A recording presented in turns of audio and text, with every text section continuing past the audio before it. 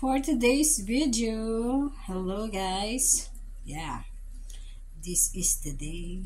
It's a Saturday. At ang lulutuin natin ngayon guys.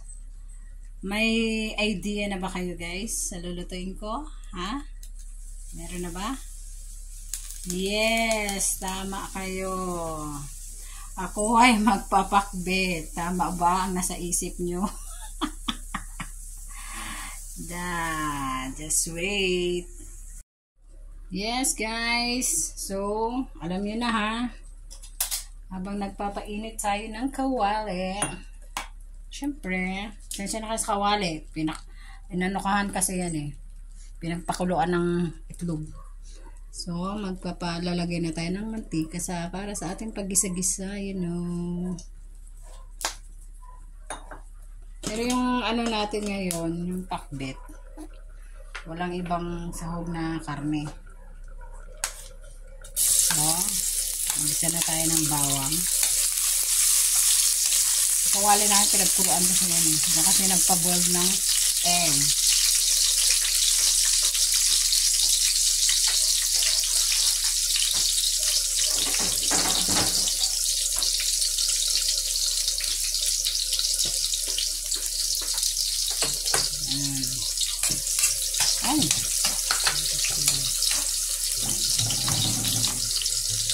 Meron na natin yung sibuyas.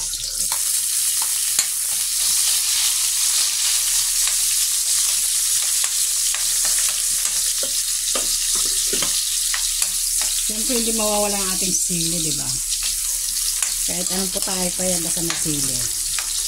Favorite namin yung may sipa. Sunod na natin yung kamatis. Mamaya na natin sili.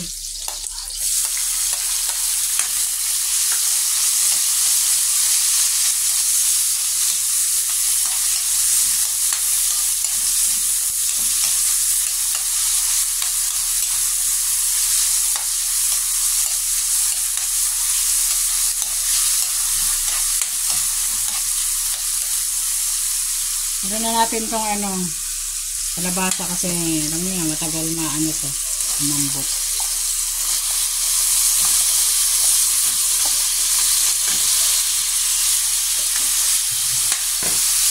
Then I'll be back to you later. Habang nagluluto tayo, syempre may muna tayo ng ating remedies.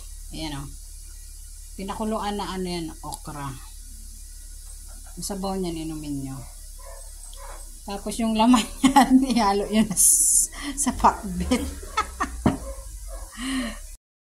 So, ayun na ga.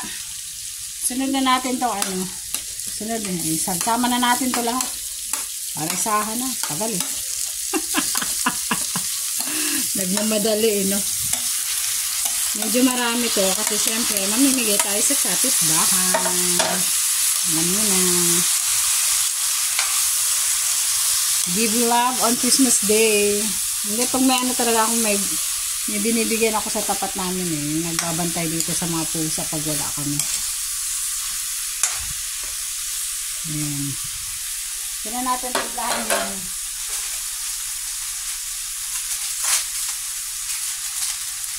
Para habang maano siya, natimpla na. Tinta na natin guys. Konting betsin. Siyempre, hindi mawawala natin pepper.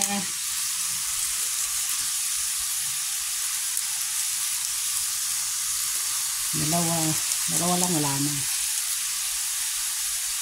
So, ayan. Tapos, kaya lang natin sila lumambot.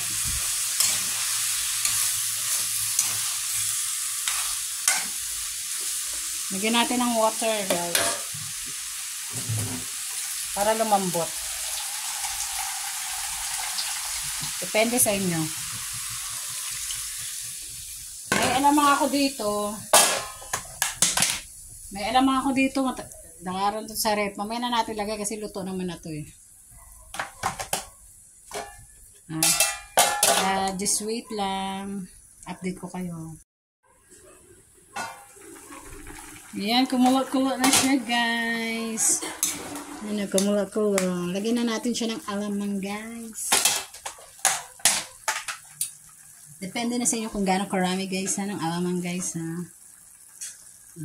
Bango. So marami. Yan, pwede na siguro yan. Depende na sa inyo guys ha. Alamang, sarap. Walang ano na, hindi nakakain ng gulay, you know. For the busy, peoples. Siyempre, ang pinakbet. Malapit na.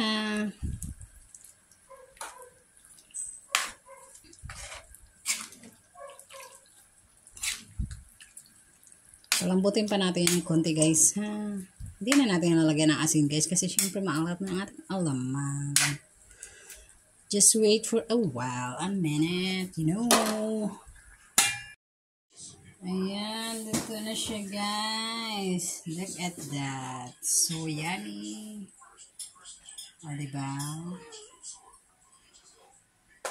Napakasarap.